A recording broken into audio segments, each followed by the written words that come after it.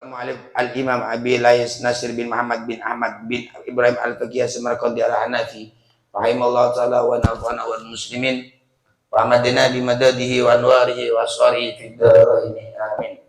Al-Faqih rahimallahu ta'ala man arada ay yakuna kasban thayyiban fa alai ay yahfadhu khamsata asya'a.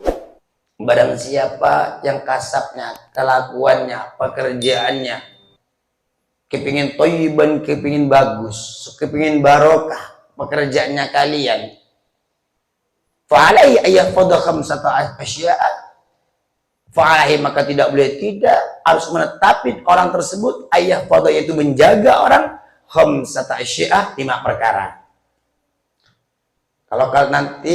Kalau kalian pulang dari pondok, kalian ingin barokah pekerjaan kalian, bisnisnya sampian, pendapatan kalian ingin barokah.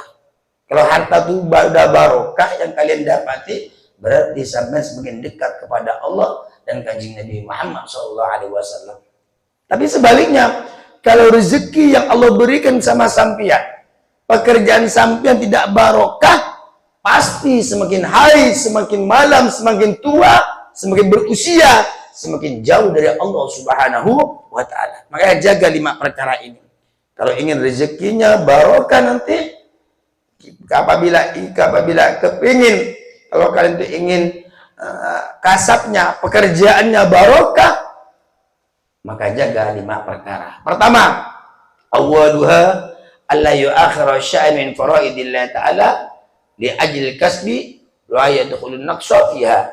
Yang pertama, harus tidak mengakhirkan sesuatu dari fardu, kewajiban-kewajiban dari Allah. Artinya harus sampai menjaga kewajiban dari Allah. Kalian kerja harus sholat, kalian kerja harus puasa, kalian kerja jangan pernah meninggalkan perintah-perintah Allah. Itu kalau sampian kerja lalu meninggalkan perintah-perintah dari Allah, contoh sampai gara-gara kerja kalian tidak sholat, gara-gara kerja kalian tidak puasa, maka jangan harap rezeki yang kalian dapati akan barokah. Jangan harap. Ini karena syarat yang pertama untuk mendapati rezeki yang barokah di sisi Allah. Ya, syarat yang pertama, sampai harus tidak meninggalkan perkara-perkara yang telah diwajibkan oleh Allah Subhanahu wa ta'ala. Allahumma shalli ala sayyidina wa maulana Muhammad. Nomor 2, wadhani la yuqdi hadan min khalqillah ta'ala li ajlil kasbi. Nomor 2, apabila rezekinya ingin barokah, kasabnya atau pekerjaannya, bisnisnya kepingin barokah. Nomor 2, la yuqdi hadan min khalqillah ta'ala. Kalian tidak boleh menyakiti satu orang dari makhluk Allah li ajlil kasbi, karena pekerjaan kalian. Tak boleh. Nomor 2, nggak boleh kalian menyakitin orang. Oh, Said jualan, nggak boleh Said orang yang sama-sama jualan disakiti biar tidak laku, biar pindah ke saya, nggak boleh.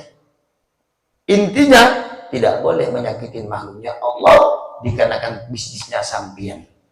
Kalau ingin barokah, kalau jadi seumpama kalau Said jualan di ketimun, kalau Said jualan sayur-sayuran, lalu menyakitin tetangganya yang sama-sama jualan biar tidak laku, biar pelanggannya biar pindah sama Said, maka hal itu tidak akan pernah membuat Said barokah kehidupannya. Di saat kasabnya, pekerjaannya tidak barokah, maka semua ngefek, semua akan ngefek itu. Karena kan namanya rezeki pasti dimakan, sedangkan rezekinya tidak barokah. Kalau saya punya anak, maka menyuntik sama istrinya, anaknya tidak akan pernah barokah. Di saat anak tidak barokah, maka anaknya tidak, mungkin goblok, mungkin tidak, walaupun dia pinter, durhaka kepada Allah. Mengapa? Karena yang dia makan dari rezeki yang tidak barokah. Selain kepada yang orang tuanya sendiri, umpama sama Said, naudzubillah, Saidnya malas-malasan ibadah, Saidnya malas-malas, ya namanya tidak barokah, akan membawa Said jauh kepada Allah, yaitu jauh kepada kanjeng Nabi Muhammad SAW. Harta yang barokah tentunya membuat kita dekat, takut kepada Allah, dekat kepada Allah. Di saat rizkinya barokah, maka semuanya barokah. Pakaiannya barokah, kendaraannya barokah, anak istrinya barokah. Makanya hati-hati yang kalian rezeki sampean itu mengapa tidak barokah? Takut-takut melanggar dari agamanya Allah Subhanahu wa taala. Allahumma shalli ala Muhammad. Jadi kalau seumpama rezeki tidak barokah, itu ngefek sama pikiran, ngefek tidak tenang sama keluarganya, sama anak istrinya, sama pakaiannya. Kalau dia punya kendaraan cenderung ke maksiat. Kalau dia punya HP yang dibelikan dikenakan rezekinya tidak barokah, maka HP-nya digunakan maksiat. Kalau dia punya bajunya, pakaiannya tidak barokah, maka dibawa ke tempat maksiat. Bukan dibawa ke ibadah kepada Allah, tapi dibawa ke maksiat. Makanya kita berdoa kepada Allah, semoga kita diberikan rezeki yang banyak, yang barokah, sehingga kita damai, tentram, sukses selama dunia akhirat. Amin, Allahumma amin. Itu yang nomor 2. Nomor 3, salah satu resep daripada 5 perkara rezeki kita biar barokah, ayat sudah bikasbi istighfafan li nafsi wa iyalihi wa la yaksidu bi al-jam'a wal kathrata. Nomor 3, yaitu orang yang mencari rezeki, orang yang kerja, orang yang berkasab, orang yang bekerja, orang yang berbisnis, yaitu tidak bermaksud daripada bisnisnya, pekerjaannya, mereka menjaga keluarganya, menjaga dirinya dari minta-minta, menjaga keluarganya dari ngemis-ngemis, dan keluarganya tidak kelaparan, tidak wala yaksidu bihil jam'a wal kathrata. Dan tujuannya bukan untuk menumpuk-numpuk harta, melainkan dia bekerja untuk menjaga dirinya agar dia kuat ibadah kepada Allah. Untuk apa lagi? Untuk keluarganya, untuk anak istrinya. Andai kata oleh Allah dikasih lebih, itu urusan Allah. Tapi tujuannya dia bekerja ataupun dia berbisnis bukan untuk numpuk-numpuk harta, melainkan dia yaitu menjaga kehidupannya biar dia kuat ibadah kepada Allah. Tujuannya untuk membantu makhluk-makhluk Allah, membantu yaitu menjaga dirinya dari kelaparan, dari mati maksudnya, juga menjaga keluarganya untuk beli beras, keluarganya takut mau beli Al-Quran, keluarganya, anak istrinya takut mau beli ini itu. Tidak ada tujuan melainkan hal itu. Tidak bermaksud, tidak ada tujuan bagi orang yang berkasab tersebut melainkan dia seperti itu. Tidak ada maksud menumpuk-numpuk harta, tidak bermaksud memperbanyak harta. Kalau semua banyak bagaimana, Kiai? Tujuannya itu urusan berarti rezekinya sampian oleh Allah diberikan banyak. Tapi niat sampian dalam berkasab, niat sampean berbisnis atau bekerja, tujuannya sampean melainkan melindungi diri kesampian, anak istri sampian, bukan untuk memperbanyak harta. Andai kata oleh Allah diberi lebih sehingga kalian tuh kaya, ya alhamdulillah. Nomor 4, agar rezeki kita barokah. Nomor 4, ayajitahidana fil kasbi jiddan, yaitu harus hati-hati. Harus hati-hati dalam mencari nafkah.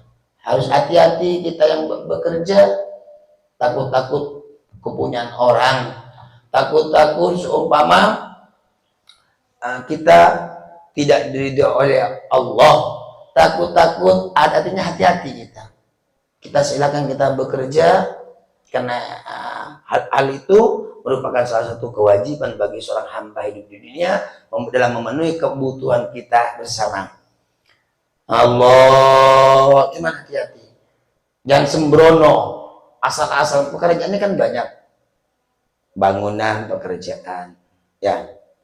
Pekerjaan itu ada yang dilarang oleh Allah, ada yang tidak dilarang oleh Allah. Kalau tidak dilarang, ayo kerjakan.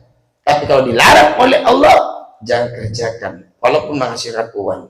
Artinya hati-hati. Syarat yang nomor 4 itu kudu hati-hati. Kudu hati-hati. Allah wal khamisu, adapun yang nomor 5 merupakan tangga yang terakhir daripada 5 perkara.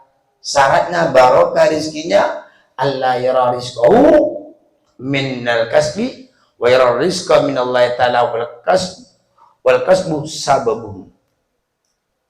Wal kasbu sababun. Wal kasbu sababan. Allah. Wal khamisu, adapun yang nomor 5, Allah yara rizqahu, orang tersebut tidak melihat kepada rezekinya minal kasb, dari kelakuannya. Wa yara rizqa, dan melihat orang yang bekerja atau yang berkasab atau yang berbisnis, ar-rizqa, melihat rizkinya minallah, yaitu bersumber dari Allah Subhanahu wa taala. Wal kasbah, juga kasabnya sababan, yaitu merupakan sabab saja. Yang nomor 5, agar rezeki kita barokah. Agar rezeki kita, yaitu membuat kita tenang, tentram, damai kepada kita, menunjang ibadah kepada kita. Yang nomor 5, yaitu merupakan yang terakhir, orang tersebut melihat rezekinya langsung semata-mata langsung dari Allah, bukan dikarenakan pekerjaannya. Andai kata saya ditanya, Said, kamu kok kaya, Said? Alhamdulillah Ustaz, oleh Allah. Allah jadi utamakan. Bukan saya mengatakan, Said kamu kok kaya, Said? Saya kerja. Oh enggak. Itu tanda-tanda rezeki tidak barokah. Allah dulu. Kenapa? Said kamu kok kaya, Said? Oleh Allah, Ustaz. Allah dulu sebut. Nah, ini kan. Pandanglah rezeki tersebut bahwa bersumber dari Allah, bukan dari pekerjaan. Adapun pekerjaan merupakan sabab wasilah saja. Tak gitu. Jadi pada intinya yang kamu utarakan pertama, yang kamu pandang rezeki yang ada semata-mata dari Allah Subhanahu wa taala, itu salah satu rezeki yang barokah. Kalau ditanya, "Mengapa kamu Said kok kaya?" Oleh Allah, Ustaz. Ya, sebabnya Said, sebabnya saya kerja, Ustaz. Kerja apa? Kerja jualan. Ini sebab.